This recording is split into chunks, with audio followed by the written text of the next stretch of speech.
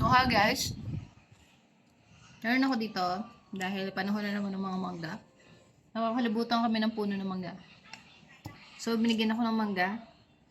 Tapos, yung iba, marami yan eh. Yung iba, pinahinog na ni Jesseren. Si Yenyen nakikinig. Gusto niyang sumali dito sa video. Eh sabi ko, kagawa nga ako. Magluluto ako. Pero ayun nga. So, ngayon gagawa ako ng burong mangga. So, makikita ko siya lagi sa FYP ko. And bilang adik ako sa mangga. Thank you.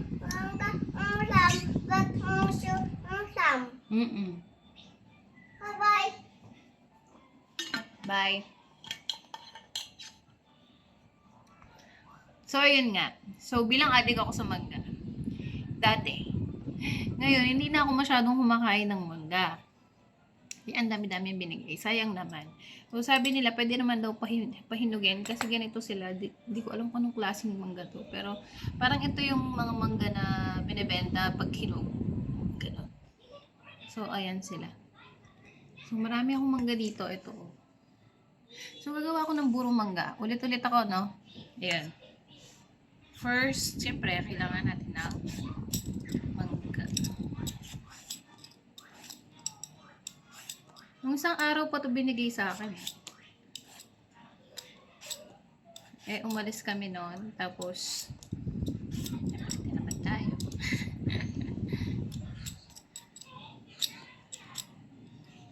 Yan ngayon ko lang naisipan. Sabi ko, gagawin ko na silang buro. Kaya bago pa sila lumambot ng tuluyan. Bago pa sila mahinog.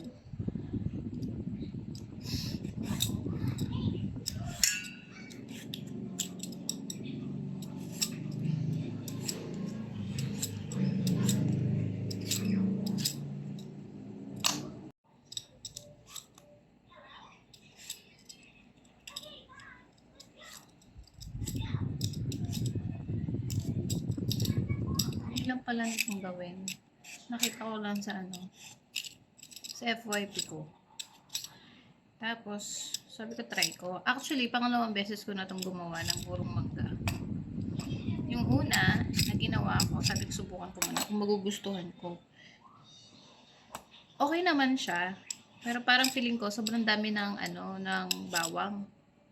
So, ngayon, susubukan ko na bawasan yung bawang.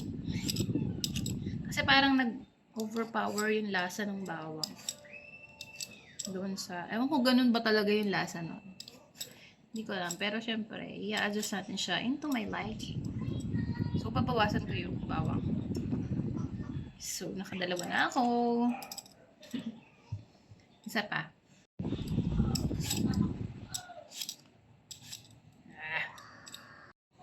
So, tapos nang nabalatan yung tatlong mangga. Hihiwain natin sila ng French fries.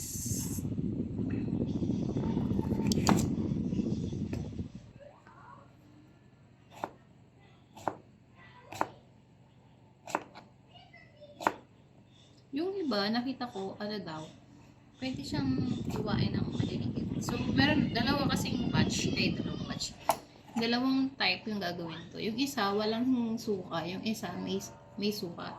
So, yung may suka, dito muna sa maliit. Susubukan ko lang kung masarap pa siya. So, ito siguro, gagawin ko yung mga liit-liit. Yung pa-cubes na hiwa. Ganon. Yung gagawin ko. Para magkasya din doon sa bato. So, ayan. Hiwain niya lang sila ng paganyan. Parang pa-French fries. Ganon. So, iwain ko lang to. Tapusin ko lang. Hindi natin sila dito.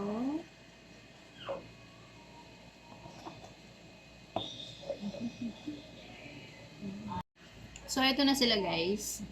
Ayan, yung pa-strips and pa-cubes na ginawa ko. So, lalagyan natin sila ngayon ng mga nilalagay nila. So, first, meron tayong inuna ko na to. Pamintang. Actually, pareho lang naman to. Pinagkaiba lang is yung isa tubig, yung isa may suka.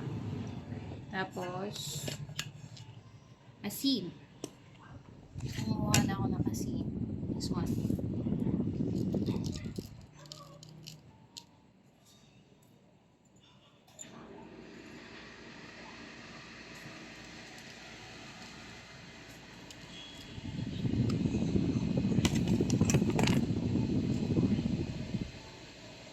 And then, ito, ground black pepper. Para mas malasa. Gusto ko medyo maraming. Diba may fan ako, tapos nag-ano ako. Yan. And then, ayun nga, sabi ko nga, maglalagay tayo ng bawang.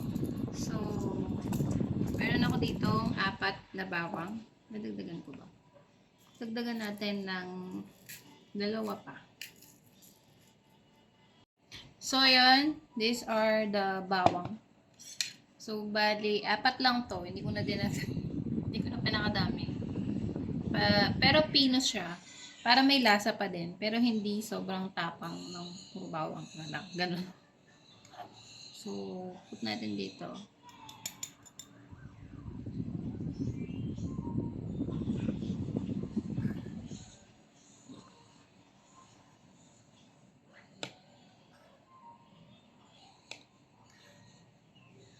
Yan. Ito siya. And then, syempre, nalagyan natin ng sili. Sili. Opo, sili. Yan. Yan. Wow. Meron akong katabi dito. Bigger. Meron tayong sili dito. 2.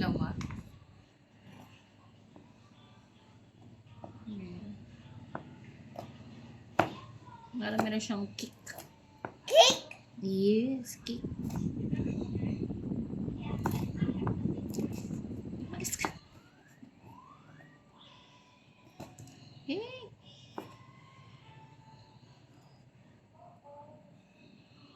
So we'll put some here and then put the rest here. Oh no. Okay. One. And then we will put sugar. Sugar. Yes, sugar. Sugar. Sugar. So, ano to? Brown sugar. Yung daddy. Naku, white sugar. Kaya brown sugar yung ilagay ko. Yung nakita ko, ang dami-dami niyang nilagay na sugar. So, feeling ko okay lang naman to.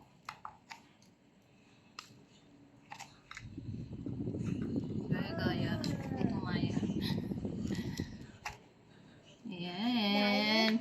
Baby. So, yan. Lalagyan natin sila ng ito, tubig. And this one is, bibigyan natin ng suka. Wait lang. So, lalagyan na natin sila ng Tubig. liquids. So, to, yan. Tubig. Hindi ko masyadong pakakadami kasi hindi ko naman ginagawang sabaw. And then, this one is, bibigyan natin siya ng suka. So, konting suka lang, pero bibigyan pa rin natin siya ng tubig. Kasi, maasim na siya. So, diba? Hindi ko lang alam kasi kung anong mangyayari. Sabi kasi nung ano ko is bibilis yung fermentation niya kapag merong suka. And I don't know kung meron ba siyang effect sa lasa. So, ayan na siya. That's it. So, ilalagay ko lang ito sa Ay, mami. Ref? Mami. for 3 days. 3 days daw para masabi natin siyang burong mangga.